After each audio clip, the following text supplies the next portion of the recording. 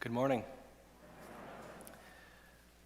Last week we began our preaching series on the principles and foundation of the lay commitment to the common good.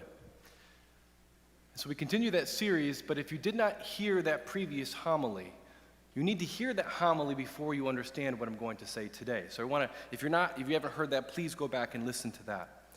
But I want to recap a little bit about what Father Joe said last week, that as Christians, we approach our engagement in political life from a biblical worldview. That is, we believe that God has created us in His image and likeness, and yet sin has come into the world and has infected the human heart and wounded the human heart in such a way that sin can't, in other words, in order for us to solve any political problems, we need to first look at sin. In other words, as Christians, we know that politics cannot solve the world's problem because the problems are not simply about policies or politicians or structures. The problems primarily are problems of the human heart, and we need salvation. And the good news is that Jesus gives us salvation. He comes in and He makes us new, and He gives us the capacity to really imbue the secular culture with the truths of the gospel, with the power of transforming grace.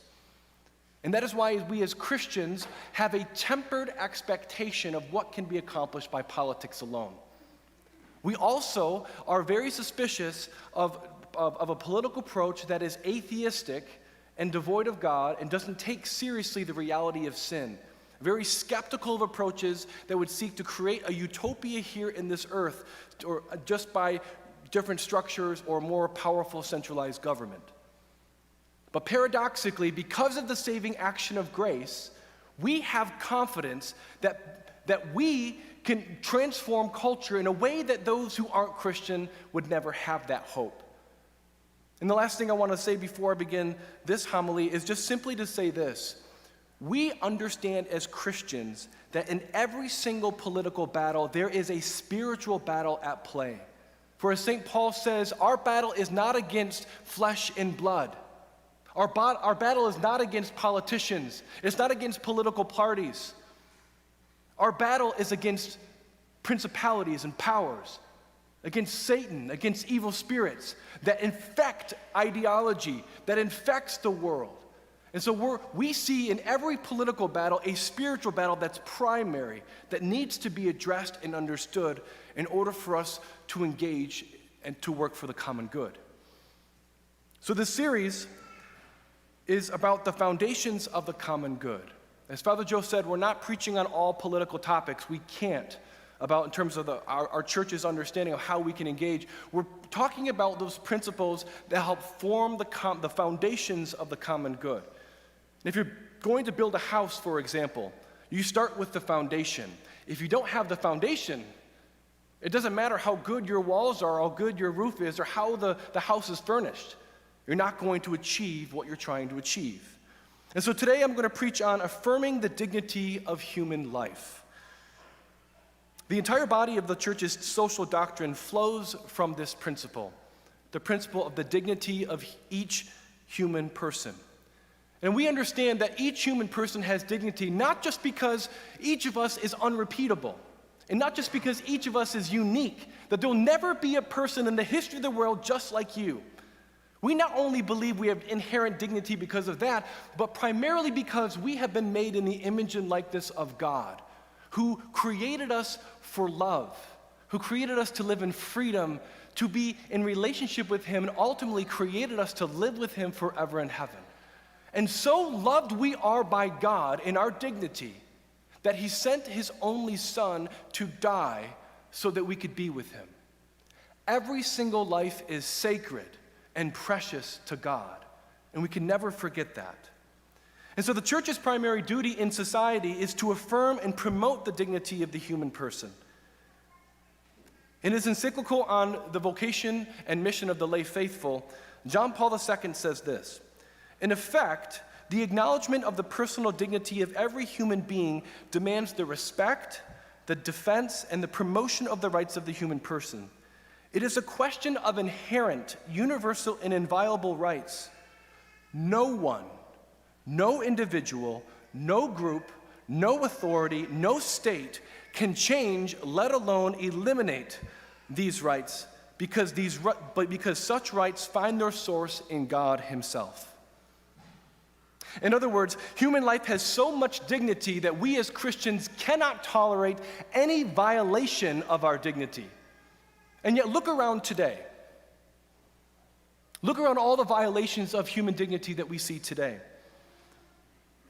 Euthanasia, racism, oppression of the poor, slavery, human trafficking.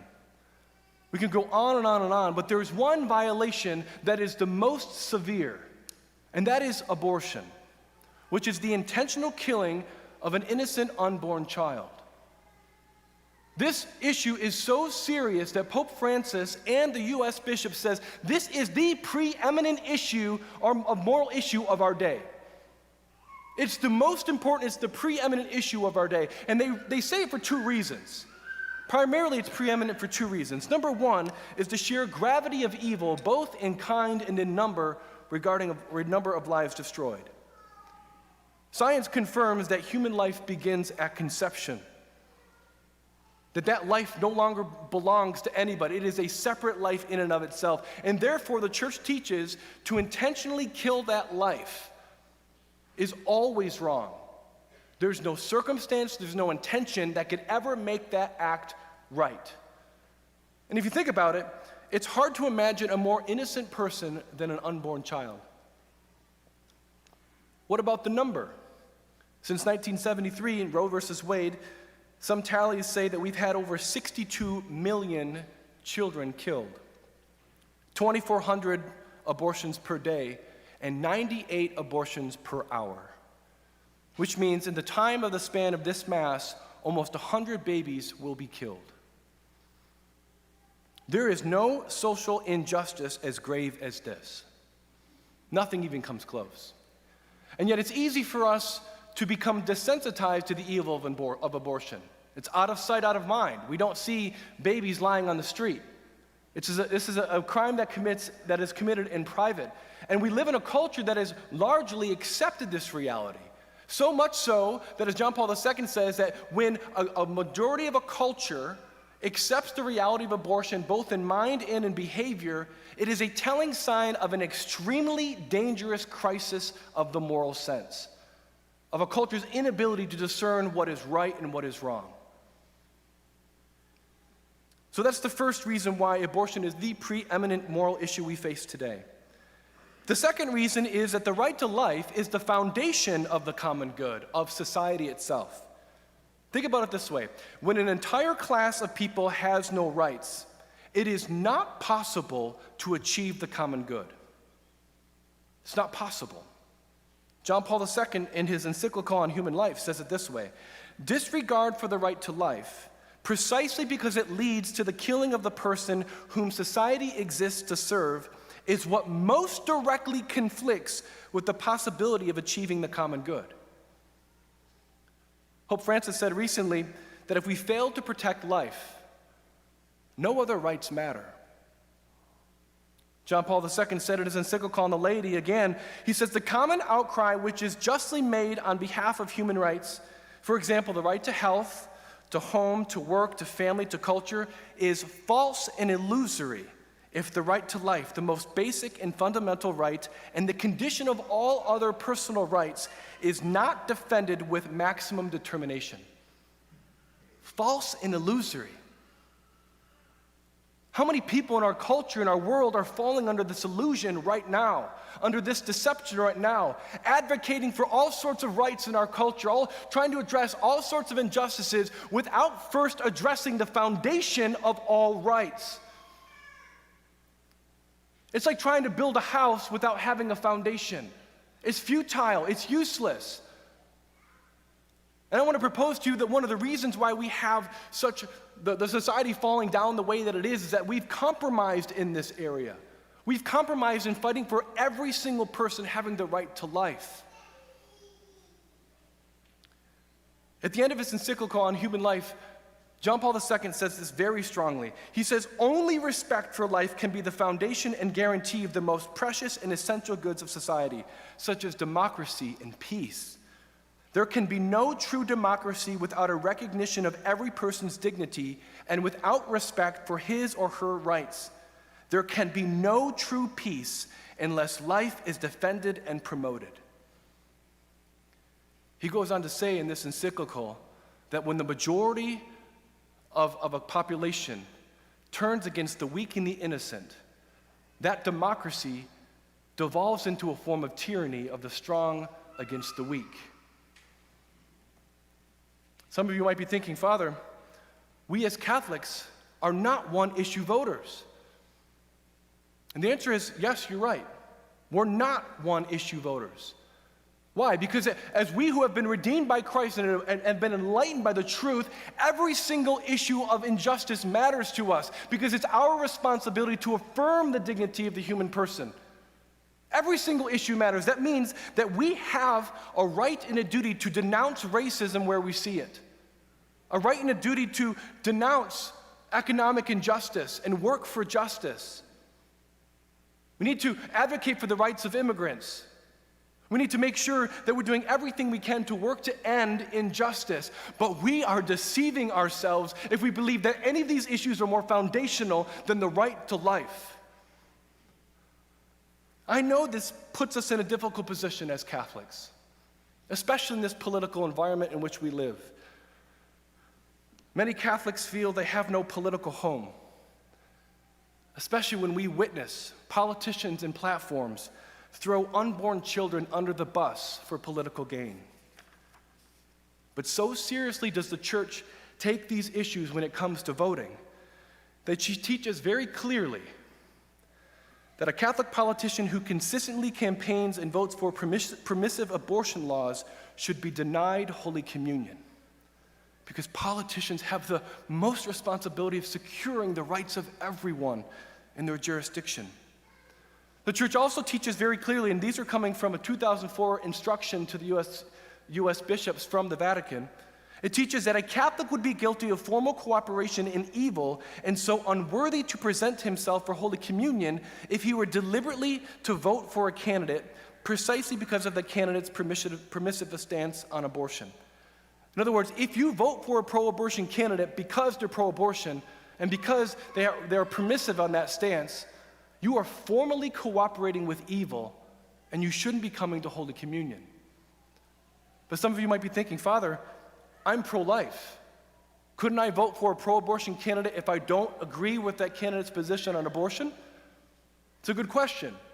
The church continues. When a Catholic does not share a candidate's stand in favor of abortion or euthanasia, but votes for that candidate for other reasons, it is considered remote material cooperation in evil, which can be permitted in the presence of proportionate reasons. Proportionate reasons. What proportionate reasons exist in the face of the evil of abortion today?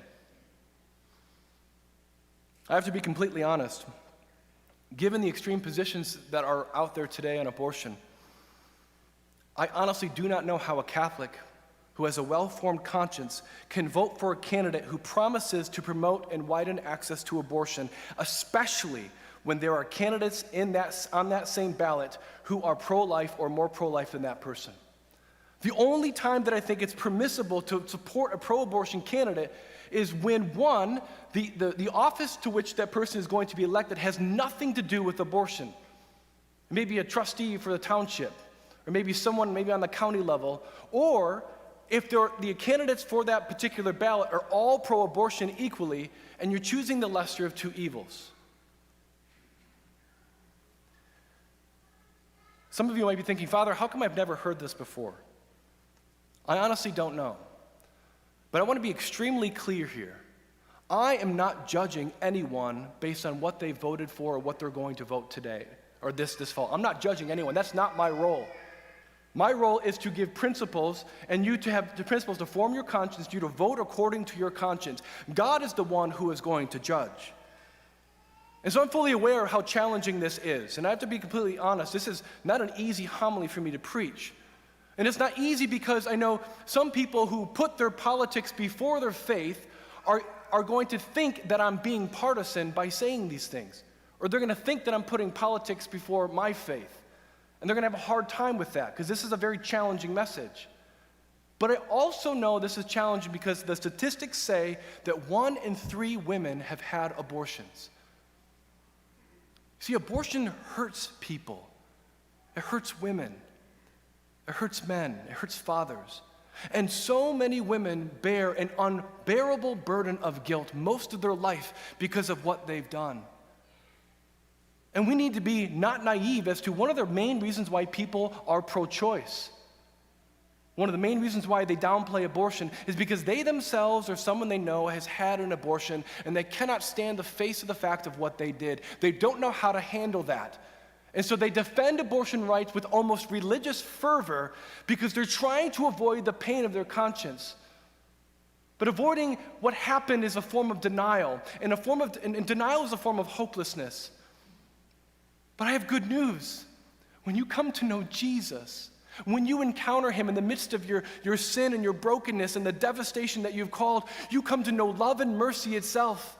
And you no longer have to deny reality. You no longer have to live in denial, seeking to defend your guilty conscience. You can live in freedom, and you can live to help other people become free and not to commit this crime again. You see, this is the power of the gospel. I truly believe we're not going to solve this problem, this genocide of abortion, by politics. That's not how it's going to be solved. It's going to be solved by declaring the mercy of God who loves us in the midst of our brokenness. He's so in love with us. So if any of you have had an abortion, or you assisted someone with an abortion, I have this to say: God loves you. Do not forget that what he did on the cross is more powerful than any sin you could ever have committed. And he wants you to be free.